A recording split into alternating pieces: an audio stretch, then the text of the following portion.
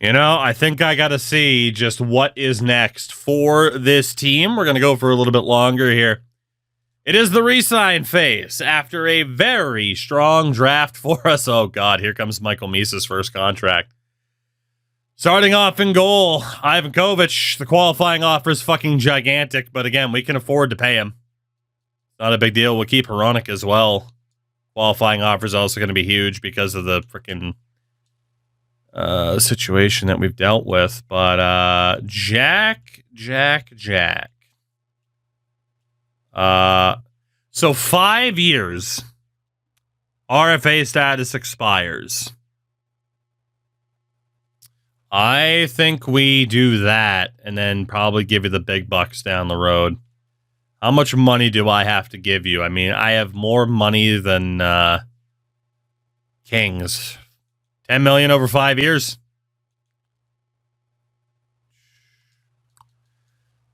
And then Hronek. We'll just give you a fair amount of money. Why not? Just going to need a goalie to stick around. Defensively, Haleen. God, the qualifying offers for these players are nuts because, again, I forgot to sign that cap whale one time. Before Haleen, he is still willing to accept two-way deals. So we could do that, or we just sign him to a one-way. Yeah, well, I mean, he's going to be on the team anyway, so screw it. Just get him for that extra year. Sword, this will be the year that you get dropped. Johnny Tyconic, Lucianen, Hutton. So all those dudes that we signed before that we did not draft. Now is the time for them to go.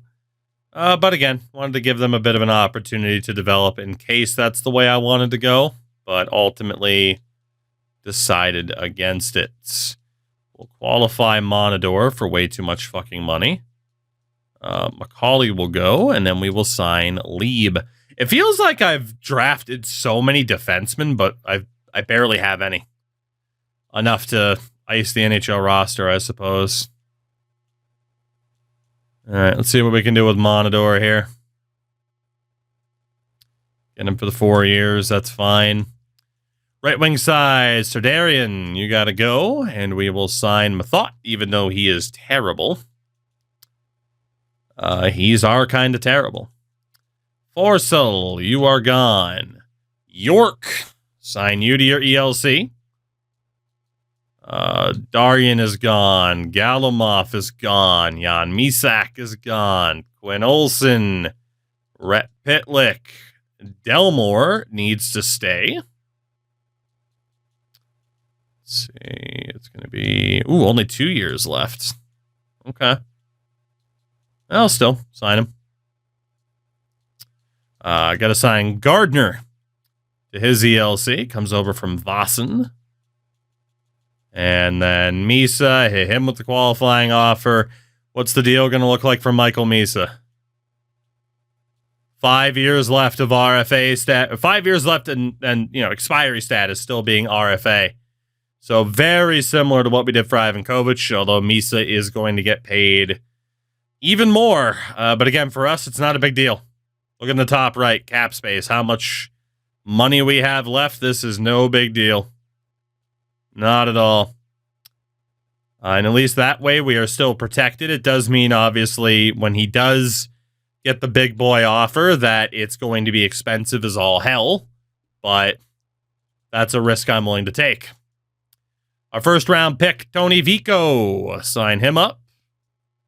Nestorenko's gone. Henriksen's gone. Jameson Reese.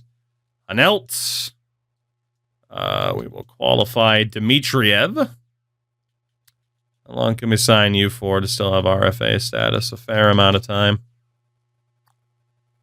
Woodward. Gonna keep you around because why not? Why not? Here you go, Roan. We'll sign Refairs. And we will sign Hendricks. Mr. Hendricks as well. Cool. So we are looking pretty well set. Ivan Kovic signs his deal Brings us to 28 contracts at the moment.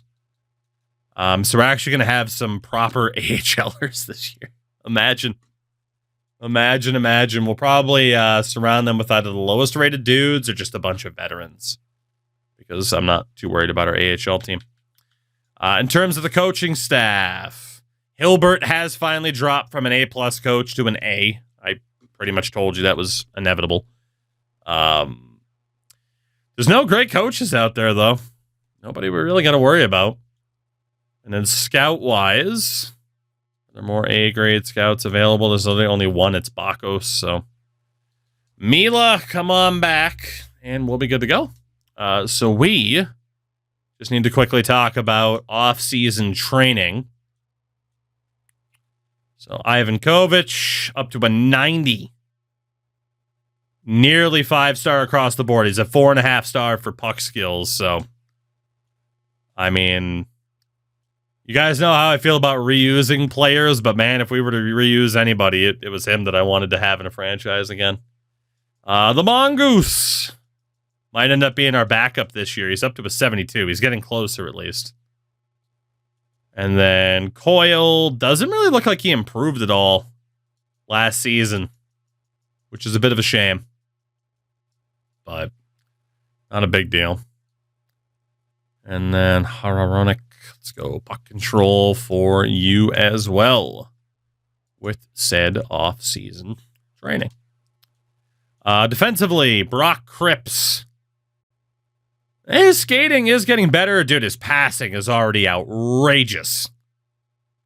Let's have him work on his skating one more time, but he absolutely has the potential to be a 50, 60, 70 point defenseman. Absolutely. Didn't win the Calder, of course, but that's okay. And then Hugo Haleen, 95 passing as a 76 overall. If we can just round out his game, he has the potential to be like a mini version of Brock Cripps. So, and of course, Ryan Lynn, tremendous skater, absolutely tremendous. Still needs to work on his puck skills, though. So he's kind of the inverse of those other two. Like, his skating is already top notch. We just need to round out the skills, the shooting, stuff like that. I mean, good for Monador being up to a 65, to be honest. Medium 7th. I have zero expectations for this guy long term, but he's looking okay. Piernes. Talk about not really having expectations for somebody. He's not good. He is ours. And then Lieb. Dallas Lieb. We just drafted, also really needs to work on his skating. Well, then we could get Misa for 8 years for nothing. Don't think, well, clearly we weren't as lucky this time. I don't think we'll ever get that lucky again. Raymond Woolley. I mean, he's a 73. He's getting better. He's not even 20 years old yet. Needs to learn how to skate, but Woolley could end up being a solid role player for us for the foreseeable future. Alexander Emelin obviously needs to work on his skating as well. Like I said, much like scouting, I wish there was a slightly faster way to do this. Pierre Mathot, we just took in the 5th round. Very, very, very, very low expectations for him in the future. Left wing side, McKenna up to an 87. Skating's good. 5-star puck skills, 5-star senses. Needs to, actually, his shooting has gotten quite a bit better, too. He's good defensively as well. We'll work on shooting. But, yeah, the last thing he's missing is elite speed. Where'd the younger McKenna go? I didn't look because it would have been painful. I didn't want to know. I could probably find him pretty easy through player search, but, you know, I really did want him. It just didn't make sense to get him. Rod York, good skater. Let's go offensive awareness. Let's go offensive awareness. I just swung the arm that I just had surgery on into a wall to kill a bug out of reflex. Mills, it's a nightly basis where you're just like, so this happened, and I'm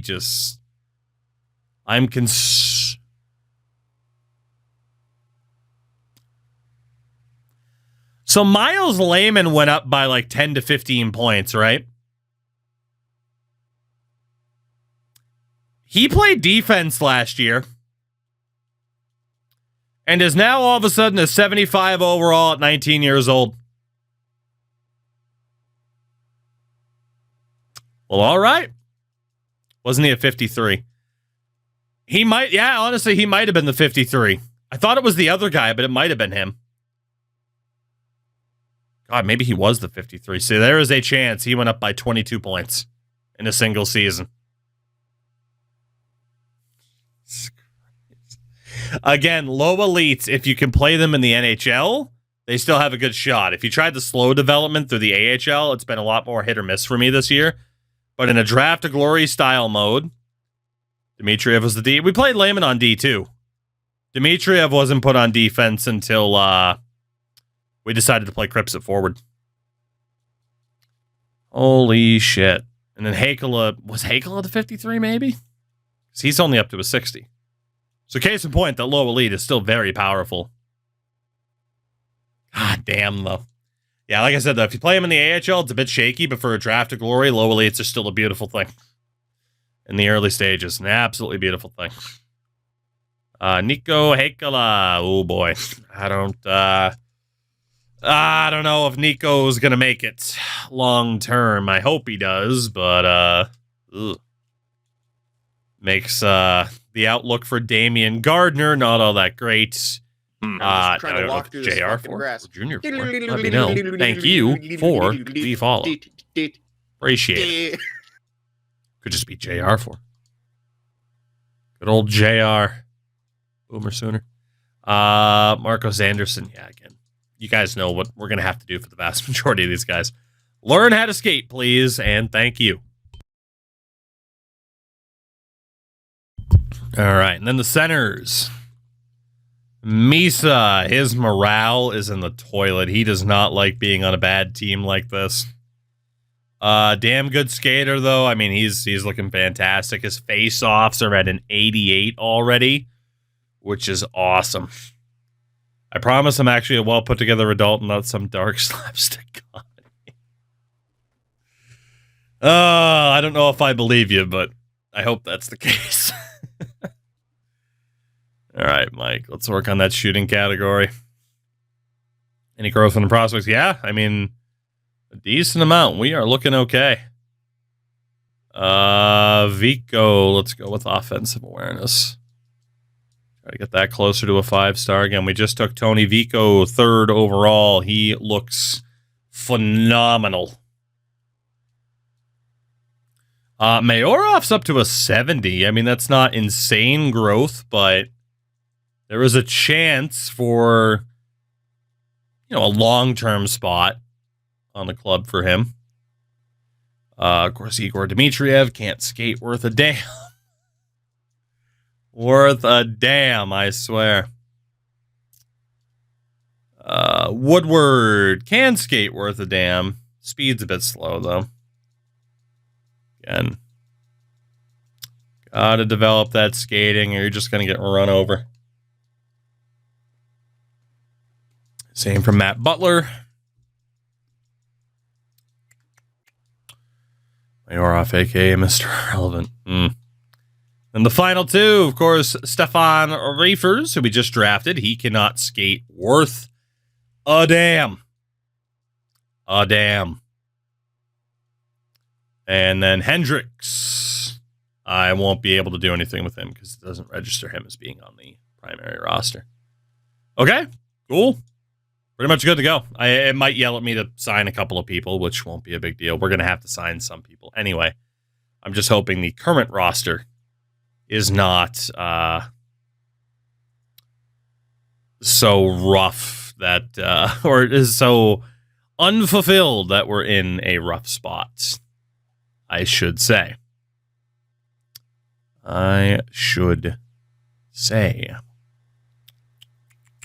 Perfect. We actually did have enough people. Cool. All right. So after the off season, let's take a look. Yeah, so Misa, you can tell his morale's still down. He's showing up as an 84, even though he's a first liner. More on that in a second, though. So Jackie is an elite level goalie. I don't think he's actually an 86. We could, we'll probably just run Haranek again. Send down Mongoose. That way we got two good AHL goalies. Defensively, Cripps is now a top 6 defenseman. Lynn's a depth defenseman. Those are our 6 defensemen at the moment. Right wing side, Woolley, Emlyn, Mathot. Left wing, McKenna, Lehman, York, Hedman, Delmore, Hakela, Gardner, Anderson. So what we're going to have to do is do this by potential. Paulie, we're heading into year 5 already. Early years go fast in this challenge. So Mathot's a low bottom 6. We can drop him. Back to junior, actually. Hakela and Gardner are both medium elites. So we're going to want them on the roster. We know we can drop Woodward and Butler, who are both AHL potentials. Anderson is a medium bottom 6. We'll bump him up. If you had to recommend one of the old NCAA runs to watch, which one would it be? Ooh. So obviously you're talking like NCAA 13 or 14 on the second channel. That is a good question. Because you said one of the older ones, and we've been doing those NCAA runs for it. The Boston College one was pretty good, especially if you're looking for something time-consuming. It was almost like 80 episodes.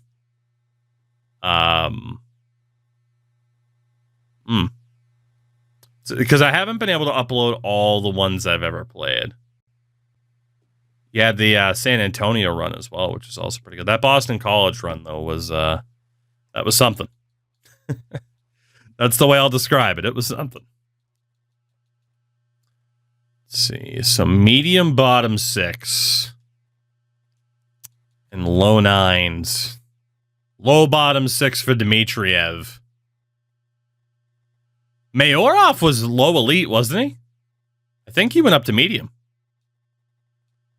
Okay, so Dmitriev is the one on the chopping block here. Medium bottom 6 for Hendricks. Sport is NCAA. Dumb European. College football. College foosball. All right, let's send down Dmitriev. And then that is 10, 11, 12, 13, 14. Okay, so I got to send down 3 forwards still. We got 2 medium bottom 6s, Hendricks and Anderson. Those are pretty obvious shouts to drop. One of them went back to junior. I didn't see which one. And then low 9 for Emlyn. Yeah, I think it's Emlyn. That's our 12. Honestly, the roster's starting to take shape a little bit. Because, again, we know certain players are better rated, like Misa, than what they're currently showing up as. So if we look by potential, medium 9 for Hedman. Hakela will be ahead of Gardner. Delmore is the medium bottom 6. Comes down. Actually, yeah, he'll be below Hedman. York is a medium top 6. I'm going to have low elite actually be worth more than medium elite. That is maybe. I don't know. Low elites are great. Yeah, go with my gut on this one. Low elites. We've seen what they can do with laymen. So low 6 for Woolley. So we'll put him below York, but still above Hedman. Mayorov's now a medium elite. Layman's still a low elite, and then Vico as the actual good medium elite. That's not bad. Been debating if it's worth trying to find another sport other than hockey to follow, but learning a whole new rule set just seems like too much. That is fair. That is fair. But yeah, I mean we do everything around here, as you may know. I mean, it doesn't matter if it's basketball, baseball, football, soccer, aka football. I play everything here, so. I mean, we've even dabbled in a cricket stream or two. All right. I think it does make sense to play the low elites over the mediums. So, this might be terrible, but how I've learned and picked up new sports by playing the video games. Oh, no, tiebreaker. That's not terrible. That's absolutely a valid way to learn how to play a sport. I've mentioned, but I have a buddy of mine that did not care at all about soccer / football, but I'm like, play FC / FIFA with me. I promise.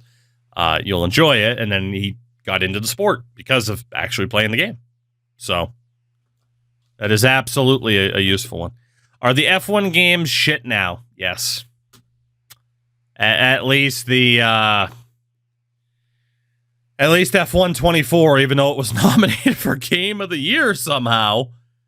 Yeah, F1 24 is unfortunately just not good, and it really bums me out because I really did enjoy the F1 games, but yeah, they've really fallen in quality, unfortunately. It was one of those things where like you'd have the quality dip type of things, and then F1 24 launched in such an awful state that at this point it might be decent. I don't know. But also, you got to figure those games come out. I mean, F1 24 dropped in May, the end of May 2024. You know, you're talking about a game that came out a long time ago now. Given that, you know, you get a month or two into a game's release and interest levels start to drop. That has been the case for like college football, unless you're a big creator on Twitch. That's the case for NHL. Unless you're one of the bigger people, like, that's just what it is. So interest levels drop fast for people, especially if the game has a reputation for not being very good. So, McKenna, Misa, Vico. Holy hell, what a line that could end up being, though, huh? Whew. All right, so we have McKenna, Misa, Vico, Lehman, Mayorov, Reefers, Hakala, York, and Gardner. I'd rather watch opera theater over soccer. Video games are fun, but I understand that from a real, an IRL perspective. When do we get Tugi playing a Paradox style real time strategy game stream? I save the Civ gameplay for Sin and 2BC. You know, maybe someday. Maybe someday.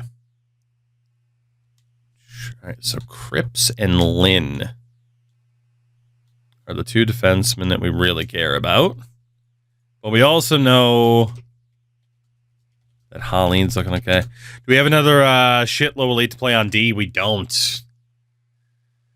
We don't. We have struggled a bit on the defensive side outside of the top three because we've been taking forwards in those top roles, right? Which is why, yeah, it's like you look at these defenders, the only first rounder is Cripps. So we are going to go with Lynn and Cripps, Holleen and Lieb, Piernes and Monador. Two lefties there. Better shot, you could say, belongs to Lieb. And Cripps and Lynn. Lynn at least has a cannon of a shot. Okay, cool. Our power play. Misa, McKenna, Vico with Cripps and Lynn. I don't hate that. I don't hate that. What about Civ through 2BC? Yeah, it's been a long time since I've played any kind of strategy game like that. It was never necessarily my jam. So we got Mayorov, Lehman. York is fine. We want Hedman out for Reefers. So Reefers, Mayorov, Lehman, York instead of Hakela or Gardner just because of his rating. So that power play on paper isn't insane or anything like that, but it will do. We'll go best lines in the AHL, which means it's mostly just random, like, auto-signed filler. Not to NHL deals, though. He's at the bumper. Seems to be small for the net front. He is, but I also don't know if it's going to make too much of a difference. If you played the latest Spider-Man on stream, I played the first one. I have not played the second one on stream. I haven't played a story-based game on stream in a very long time at this stage. It has been a very long time. All right, who's old as shit? Jordan Eberle. We need cap whales. So Jordan Eberle, have fun in the AHL. Ideally, I guess we'd have a defenseman. Let's go for Habs legend David Savard. Let's change that. Play Spider-Man tomorrow. Not that easy. I didn't even play God of War Ragnarok on stream. I think that was the last one that I was going to play on stream, but I don't even think I ended up playing that on stream. Because again, with those type of games, it's tough, right? It's tough. Because either, you know, if you're in my position, those aren't the games that you're known for. Essentially, what happens is you really, really divide your audience. Because there are people who either have no interest in that type of game whatsoever to begin with, or they do have interest and have already played the game for themselves and they don't really care in watching you play it, or they already have a streamer that they already watch and have watched them play through the games, right? So that's why something like this is nice, because franchise modes, in a sense, are very unique to me or to whoever's playing them. Everyone is going to have their different styles, their different approaches to how they're going to progress through a game mode like this, as opposed to something story-based. That's why it's like, I never played through like The Journey or anything like that when like FIFA had those modes, or like Long Shot. I was like, it's the same experience for everyone. What I'm hearing is you need a Tugi Twitch channel for day streams of random shit. Probably, yeah. Probably. That's what's going on. How the heck are you? Jackie. Let's see, go for that 9-10 save percentage again.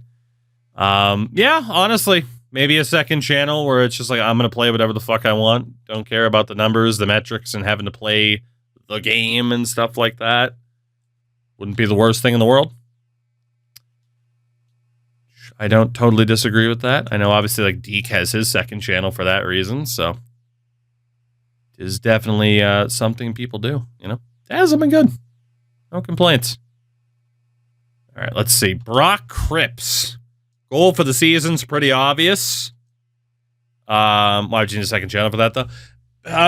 Because, again, in terms of, like I said, playing the game and stuff like that, it would affect my channel negatively. You know, if I'm going to go from whatever numbers I might have to half, maybe even less than half of my typical audience, that would negatively affect my channel. It sucks, but that's the reality of it, you know? So. Oh, let's see. Let's go Third Eye for Brock Cripps. His channel's basically only sports games, yeah. That's why, you know, it's like even something like playing ESHL or like FC Pro Clubs with friends, I typically only do it at the end of a stream, because at least that way the majority of the stream, the numbers will, from the start of doing something franchise related, will help offset the hit that I'm going to take. That's just the way it is, you know? Just the way it is. I don't think Ryan Lynn can really do anything in regards to like point production, at least not reliably. So can we add lefty to what you're doing? No, we cannot. So, yeah, I mean, honestly, that's just kind of the way it works, right? Like, there are some creators out there who can play whatever the hell they want. They're going to have a pretty consistent audience with it.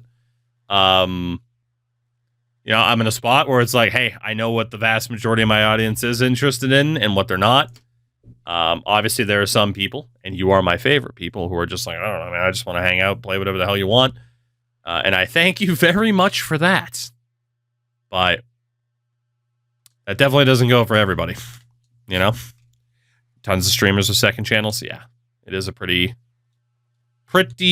common thing. But then you get into the whole, well, why would I spend time on the second channel type of thing? Like, you get into that topic, right? Of like, okay, cool. Like, I'm going to spend time on the second channel, but then I could just be on the first channel.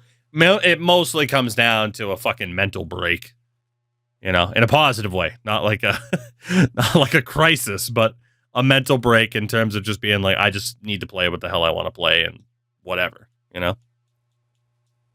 So, separate notice, where COD's anti-cheat is a hoax and they never actually made one. I feel like that happens every time with COD and shit like that, any type of shooter. So, Daryl Monador, not much we can do for this guy either. Not much at all. Especially when these guys won't freaking listen to our requests of what we are trying to do here. Utah Fairness. What can we do for you? Pretty much. Is he a rookie, actually? I think he is, right? No, he played last year. I lied. I want to try to switch defensive sides, which is good. Is this your first season here? It's not. I had a hunch. It is Lieb's first season here, though. God, he's bad. 4th round pick, though. So, stay on the NHL roster. New topic, on ice play, position. Righty. Nope, of course not. All right, so far, so good. Right wing side, Wooly. Yeah, can't really trust him for any sort of ability challenge or like point production or anything like that. Not willing to change his play style. Position. We had center? No. I had that issue when I streamed. Everyone was there for wrestling. Had no one playing or no one there when I played anything else. Yeah, I mean, it's again, like, that's just the nature of streaming in a lot of ways. Is it's like, if you get discovered, odds are you're going to get discovered for one particular thing. And it's very difficult to be like, oh, yes, maintaining your audience, if you're doing something else other than what you were known for doing.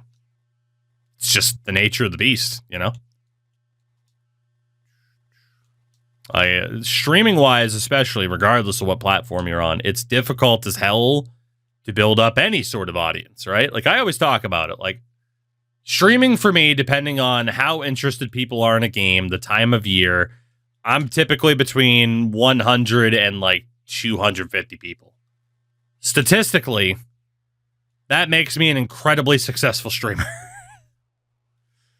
Which is crazy. But that's the reality of it if you look at the numbers. It's like the fucking Kai Cenats of the world, or, I don't know, people who do more political stuff like Hassan Piker or whatever. Those people are fucking unicorns, basically, where it's just like, the 1% of the 1% in terms of like establishing your audience. It doesn't matter what the hell you're doing. Like, people are there for you. You could fucking do a Sudoku puzzle and not even show it on stream and just be like, I'm just sitting here, whatever. And some people, hey, it works. They've established that audience, and good for them. It's tough. It's tough. It's difficult to get noticed. I think it's always been difficult to get noticed. But I agree. Love NHL logic. The GM asks you to learn the other side, not even switch positions fully, and a young draft pick says, go fuck yourself. Yeah. Having over 25 viewers regularly puts you in like the top 1%. It's something like that. I don't know if it's 1 for 25. Maybe it was because it was something like 5 or 10 viewers has you in like the top 6% or some shit like that. Like it's crazy what success on a platform like this means, you know? So that is why, like I said, I play the game a little bit in terms of numbers and stuff like that because you kind of have to. But regardless, the fact that I'm like, oh, if I switch to Spider-Man 2, my numbers are going to drop to a fraction. Those numbers for me that are viewed as terrible, most people would kill for. So that also puts you in a weird spot as a streamer where you're just like, I should probably just be more thankful. But, how many people have you rated where 50 viewers blows their mind? A lot, Hulk, which is my favorite thing to do, by the way, right? It's my favorite fucking thing to do is to find someone at the bottom of a directory and just be like, let's make this person's day. Because literally, it's the least I can fucking do is just hit raid this person, But that's the point, right? And again, like, streaming-wise, I got really lucky. Because I started up on YouTube first, and getting noticed on YouTube was tough. It was real tough. It took a couple of years. It took someone like, again, I always thank him. I don't know if he even accepts the thanks, but a person I credit is X-Tech. He mentioned on socials, and I think even on his main channel, like, hey, check this guy out, because this was around the time that X-Tech was starting to kind of, decline in upload frequency and stuff like that, and that helped me a ton. So, like, that's what a lot of it is. It's word of mouth, it's luck. But, I already had somewhat of an audience on YouTube when I started on Twitch, and sorry for this, but hey, I'm enjoying the conversation. So it's like I never had to experience, like I had to experience uploading videos that got like 5 fucking views. I got to experience that, and it is tough to mentally push through that and keep doing what you're doing. But in terms of streaming, I never had, thank God, because I don't know how some people do it. Like I'll never make fun of someone for streaming for 1 or 2 people because I never had to experience that idea of talking and not knowing if literally anybody was hearing anything that I was saying from a live streaming perspective.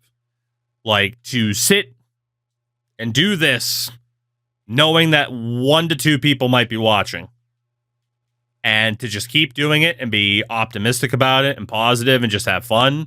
I fucking commend those people. Because I don't know if I would have been able to do it and push through it, genuinely. Because, like, that is so tough mentally, So, I remember watching YouTube, like, 10 years ago when I was in my new college house. No furniture, sleep on the floor. Jesus. I haven't been doing this for 10 years yet, but we're getting close. We're getting close, man. I've been doing this for a while now. It's honestly crazy to me.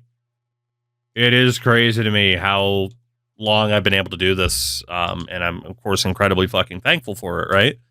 Like just that idea, because I had talked about it before, right? Like I had just been doing normal jobs, doing what I got to do to pay the bills and everything like that, and I was already watching plenty of people on YouTube. I was watching people like X-Tech, 2BC, people like that, where it's like, well, I play enough of this game. I watch people that do it. Let me try and see what happens. And fucking see what happens has resulted in me literally traveling to different countries and continents. Like, it's fucking crazy, dude. It's stupid. It's so stupid. And that's why whenever people ask, like, oh, like, hey, like, when are you gonna do something else or whatever? It's like, do something else, dude. I'm fucking riding this wave until you guys say, okay, enough of that fucking guy. Like, why wouldn't I just try to continue with this for as long as you guys essentially enable me to do it? Because it's fucking crazy. it's crazy. Like, I get to sit here and play video games. And again, as I always say, I don't have a fucking Lambo in the garage. I don't want a Lambo. I live in Maine. Do you know how fast that fucking thing will rust? I don't want a Lambo. I don't need a Lambo, but I can pay my bills and I'm mentally healthy. I can't really say physically. I mean, come on, look at my face. Rod York, can you win the Calder? Maybe. Found on YouTube in 2017. I knew I had a mic where it sounded like you were talking into a can. Definitely did.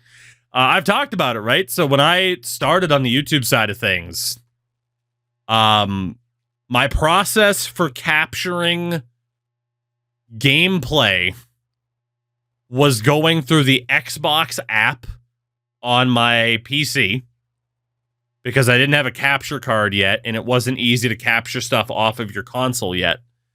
So I was going through the Xbox app and using a screen recording software. And then for the audio, because I was going through that screen recording software or something like that, I was literally using like a $25, $30 like Xbox headset for my audio. It was MacGyvering shit together. That's for sure. I was MacGyvering shit together. Please tell me Rod York was worth being a center. I think he was. But, you know, it was... Okay, he was worth switching. It was just do what the hell you can, right? To try and put the best effort forward, and then eventually, hey, is it worth investing in shit? And the answer was yes. So, a lot of trees to wrap around, to wrap a Lambo around. You're not wrong. You're not wrong. This would probably be the worst state possible to own a Lambo in. I gotta be honest. Just from the weather, all the fucking... Like, I mean, at least for me, I've always lived on the coast, so it's all the salt in the air that just rusts out vehicles like nobody's fucking business. Alaska's up there too because of the snow. Alaska is probably slightly worse. That's fair. But Maine seems like 4-wheel drive crossover SUV dream character. Yeah. Pretty much nailed it. Don't get me wrong, you'll see people with more expensive cars and such, but you know, it's just not fucking worth the upkeep. Beyond the typical upkeep, you know? All right, let's see. What we got for Henrik Hedman. Subaru Land. It is. It absolutely is Subaru Land. You joke, but it is. So, let's see. Can we change you to a playmaker? No, we can't. Always wanted to try streaming to test my luck, but as soon as I've been able to afford a whole bunch of... be able to afford it, a whole bunch of stuff, so I can't afford it anymore. That happens too. But yeah, like I said, it's tough, right? Because for a lot of people, it's like if you get into streaming, it's like, okay, obviously the purpose is for most people to be like, hey, to try and make money. But the odds of it are so fucking low. That's what's crazy. How many Jeeps are there? Numerous, including the one that I own. Let's do. If you live in Maine, Jeep is probably the best way to go. It's up there. It's up there. God damn, give me my different driving settings. Like I'm good to go. The amount of identical vehicles to mine that I have seen driving around is hilarious too. It is pretty damn consistent. So, it's good that you had the failures not an option for streaming because I can't see as a fisherman. Well, I didn't have that approach, funny enough. But I have been on a boat before. Despite the fact that my grandfather was a fisherman for a good amount of his life. Yeah, it would have been and is nice to be able to avoid that up to this point. How many rubber ducks do you have? 0, I think. Your arm get tired from doing the Jeep wave. Now, see, this is where, like, people are like, hey, typical jokes about this type of vehicle, and the people that, like, I am so, like, not a car guy at all that I have just never engaged in, like, that guy drives a Ford, like, or a Chevy, or, like, I just couldn't care less about that shit. You know? Now I have Toogie and hip waders in my head. Thanks. Oh, there you go. That's a good thought right there. That's a good fucking thought right there. As a living, I would hate it, but I love fishing. It's difficult. I mean, that's a tough way to fucking make a living. That is a tough way to make a living. I have many friends that do make their living on the water, and it is not easy, to say the least. To say the least.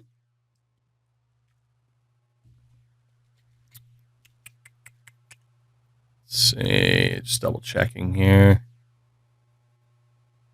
And like the last 3 guys up to Gardner. Just like, yeah, fuck you, I'm not listening. I'm not listening. Anderson, playstyle, playmaker. I can't get a single one of these guys to switch for the extra attributes. I hate it. I hate it so much. Move you to right wing. God, you won't even listen to that. Fucking ridiculous. And then the centers, Michael Misa. Could still use a passing boost. Wheels, yeah, I probably will watch it. I don't know if I'll let it interrupt the streaming time though. I still wanna get that stream in there. Actually, we're approaching. It's this weekend that my wife is heading out to Oregon along with my mother-in-law to see my sister-in-law for the holiday. And to help her and her husband prepare further for they have a child due in a couple of months. So Toogie unsupervised, correct, which means I am going to be streaming a lot. is my thought, between like the sports gamer obligations I have and stuff like that. Like, dude, I'm going to have nothing else to do but like walk the dog and shower, touch grass. But how did her family react to, yeah, marrying a guy who plays video games for a living? I'm not sure. I'm not sure is the correct answer. I think what typically, because I've told the story before, like in terms of matching with my wife on Hinge, which is where the whole John from Grindr jokes came from. She very nearly decided to like not talk to me because she's like, oh, he plays video games. Because of a previous dating experience she had with someone who played video games a lot. So that guy nearly fucked it up for me. But yeah, so it's very funny to think about like how different life would be had she been like, nope, this person's too into video games, which is funny because she plays more Stardew Valley than I do NHL. For God's sakes. Hypocrite. My wife, the hypocrite.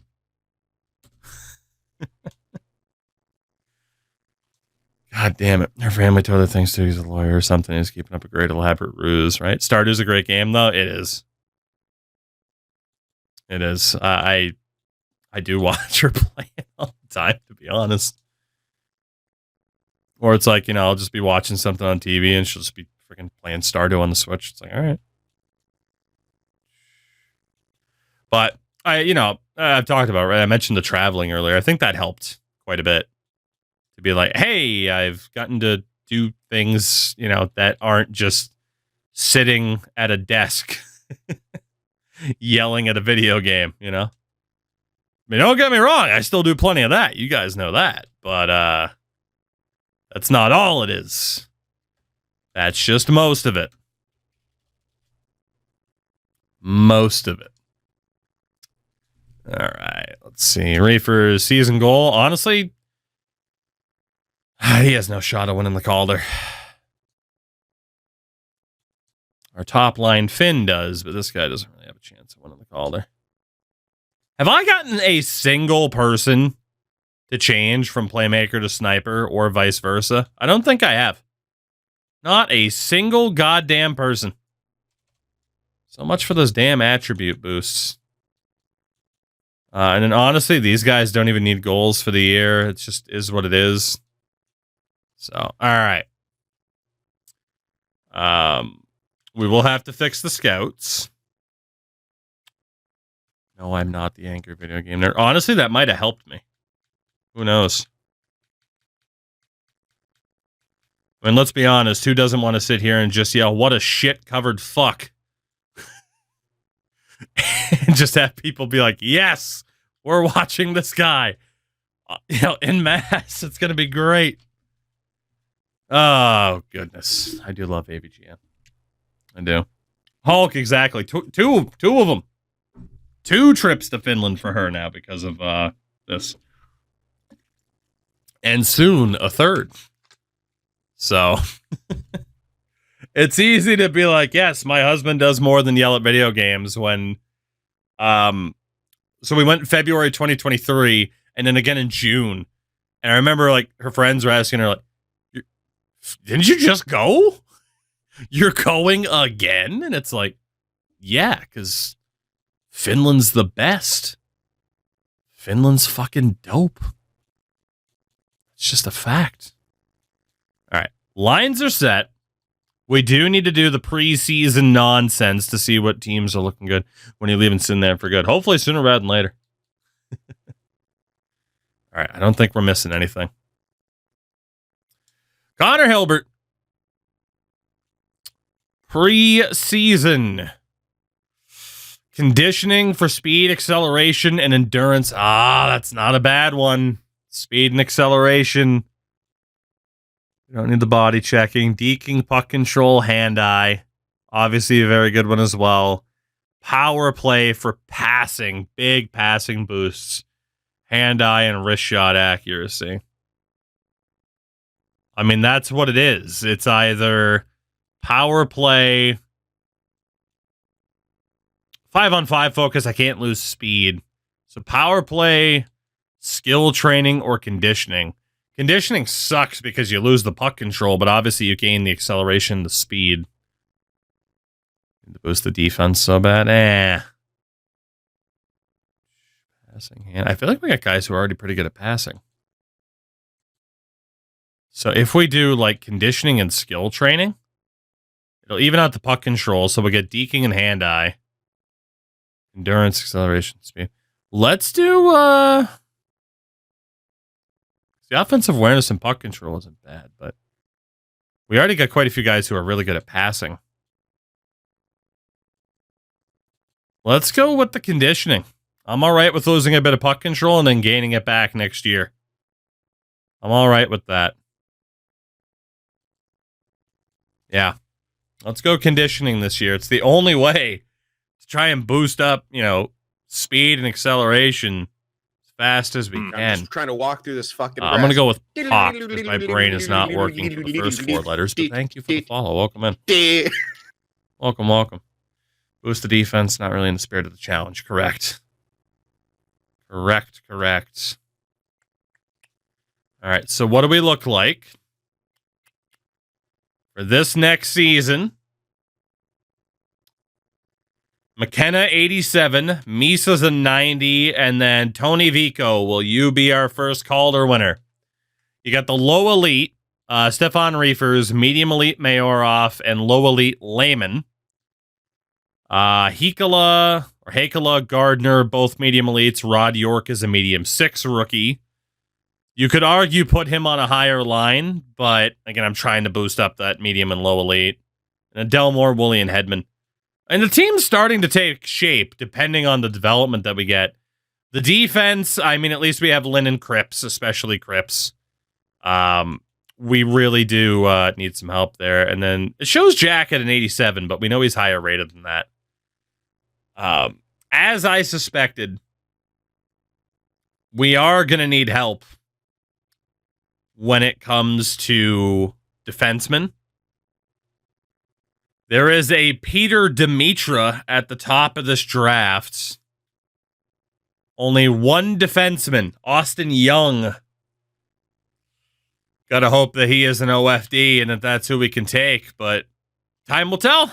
But team's starting to turn the corner a little bit. We still got a ways to go, though.